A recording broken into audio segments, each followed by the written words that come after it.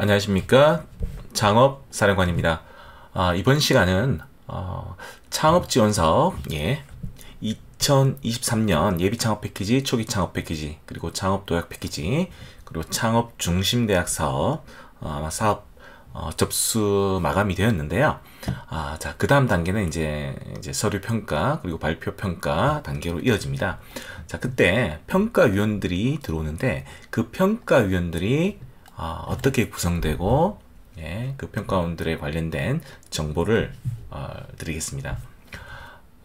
이 평가위원들도 그 어떤 공모를 통해서 창업진흥원에서 공모 모집을 하고 있습니다. 현재 접수 기간을 2022년 작년 9월 달부터 접수를 현재까지 계속 받고 있습니다. 그래서 이 평가위원이 되고 싶은 사람은 여기에 신청을 해서 선정이 평가위원 풀에 등록이 되어야 하는 그런 과정을 거칩니다. 자세한 내용을 한번 살펴보겠습니다. 지금 현재도 K-스타트업에서 이렇게 창업지원사업 평가위원회 위원 후보단 모집 공고를 현재 하고 있고요. 창업지원사업 평가위원회 위원 선정 절차입니다. 아까 보여드렸던 그 지원 공고문에 보시면은 요런 그 관련된 정보를 보실 수 있는데요. 그래서 이 평가위원들이 누가 될 수 있냐면 기술 분야와 그리고 어떤 시장 분야, 시장 경영 분야 이렇게 분야를 나눠서 이렇게 평가위원 부를 구성하고 있는데, 물론 기술 분야 전문가가 이렇게 경영 분야에도 중복으로 신청을 가능할 수 있게 되어 있습니다. 여기서 한 가지 특징적인 게 평가 관리 시스템 구축 및 어떤 현행화에 따라서 기존의 창업진흥원 및 그리고 초창폐, 창폐 그 주관기관들이 있지 않습니까? 주로 대학인 그 대학에서 운영하는 평가위원 풀이 있을 텐데, 지금 예전에 그 평가위원들도 새롭게 이 시스템에 등록을 해야 됩니다. 그 부분이 가지는 의미에 대해서 제가 후반부에 설명드릴게요. 자, 평가위원회의 자격 기준 당연히 있고요. 주로 이제 대학 교수, 조교수 이상의 대학 교수, 그리고 연구계 산업계 같은 경우는 박사학위, 석사학위 소지자, 그리고 경력도 어느 정도 있어야 됩니다. 그리고 공무원 경력자도 들어갈 수 있는데요. 주로 공무원 경력자는 제가 별로 못 본 것 같고요. 그리고 기술 및 경영 전문가에서 뭐 회계사, 특히 어떤 사업비 집행이라든지 이런 부분, 회계 부분이 있기 때문에 회계사, 뭐 기술사, 그리고 벤처캐피탈리스트, VC, 그리고 뭐 창업 기획자라죠. 엑셀러레이터에 근무하시는 그런 어떤 투자 전문가들이 또 변리사도 많이 가끔씩 들어옵니다. 그래서 그런 분들이 보통 이 평가위원으로 위촉이 됩니다. 아까 말씀드렸듯이 신청 자격이 이렇게 산업계, 학회, 연구계 등으로 구성되어 있고요. 주요 활동은 이제 지원사업의 평가죠. 그리고 추후에 어떤 실태조사 나갈 수도 있는데, 사업 중간중간마다 뭐 주관기관이라든지 창업기업의 점검에 이 위원들이 참여를 하고 있습니다. 그래서 신청 절차는 평가위원 신청을 하면요, 검증을 받고 이것 역시 평가위원들도 평가위원회를 거쳐서 선정이 됩니다. 좀 자세한 어떤 내용인데요, 어떤 자격 기준인데요. 물론 증빙 자료를 다 내야 되겠죠. 어떤 학위 증명서라든지 경력 증명서, 그리고 재직 증명서, 이런 어떤 증빙을 다 내야 되는 그 절차를 갖고 있습니다.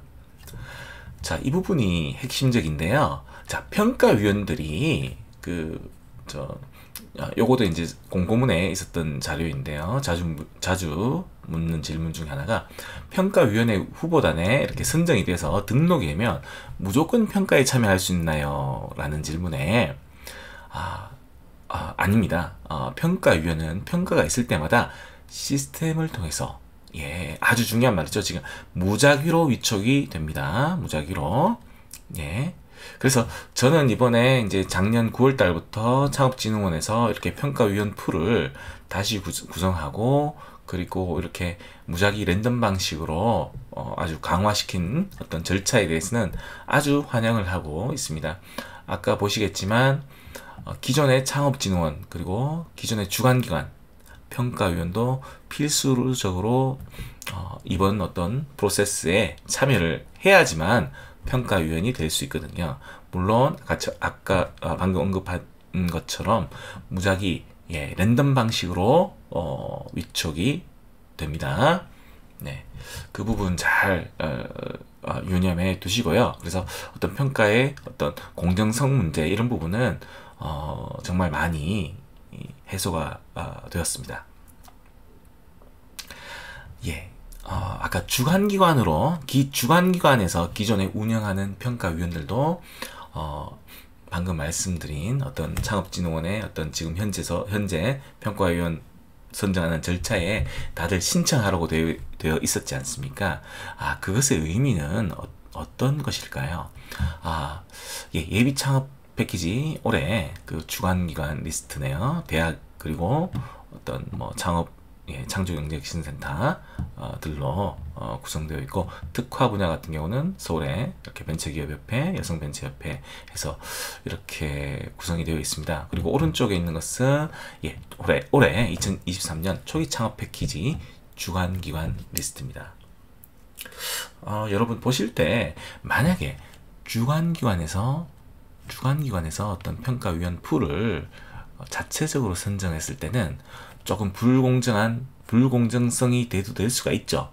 왜냐면은 만약에 정말 랜덤 방식이 아니고 주관기관에서 평소에 자기 기관과 자기 기관에서 벌어지는 어떤 창업 지원 사업의 평가위원으로 모셨던 사람들을 좀 모시는 경향이 있습니다. 왜냐면은 지리적으로도 가까이 있다거나 아무래도 평가위원이 멀리 있거나 이러면 좀 평가위원을 구성하기가 좀 힘듭니다. 그래서 예를 들어서 뭐 호남에 있다 순천대학교에서 어떤 평가를 한다 했을 때 정말 이 지역에 가까이 있는 사람들이 오기 좋죠. 왜냐면 평가위원 한다고 해서 뭐 평가 수당이 뭐 많고 그런 게 아니거든요. 그래서 이렇게 좀 평가위원을 좀 구성하기가 쉽지는 않습니다. 그래서 예전에는 이런 주관기관에 좀 각 주관기관과 일을 좀 많이 해본 뭐 회계사, 뭐 변리사 이런 쪽으로 좀 아름아름 알아서 이렇게 평가위원을 구성을 했었는데요. 자, 이번에는 그런 게 없다는 거죠. 이 주관기관에서 소속돼서 활동했던 평가위원들도 완전 리셋하고 다시 이 평가위원 관리 시스템에 새롭게 등록을 해서 무작위로 선정을 해서 배치하겠다는 그런 내용입니다. 그래서 이 부분 사업 신청하신 분들 평가가 불공정하면 어떡하지 이렇게 일부는 걱정하실 수도 있는데 전혀 걱정하실 필요는 없을 것 같습니다. 예외로 이런 경우가 있겠죠. 아주 랜덤하게 평가위원을 구성했는데, 예를 들어서 7명을 구성했는데 한 명이 갑작스러운 일로 그날 평가 당일날 참여할 수 없게 되는 경우가 있지 않습니까? 뭐 상을 당했다든지 어떤 사고가 있었다든지. 자, 그런 경우에는 예외적으로 좀 임의적으로 정할 수도 있습니다. 뭐 한 명 같은 경우는. 그러나 그런 경우에도 바로 한 명 정도 정하기 전에 일단 랜덤하게 몇 번 돌려봐서 정해진 그분한테 연락을 취해서 며칠 안 남았지만 급작스럽게 올 수 있냐고, 참여할 수 있냐고 이렇게 의견을 확인한다고 합니다. 그래서 이런 평가위원들 구성 어떻게 되는지 그 과정과 그리고 랜덤하게 진행되니까 크게 어떤 공정성에 대해서는 의심을 갖지 않으셔도 됩니다. 창업사령관이었습니다.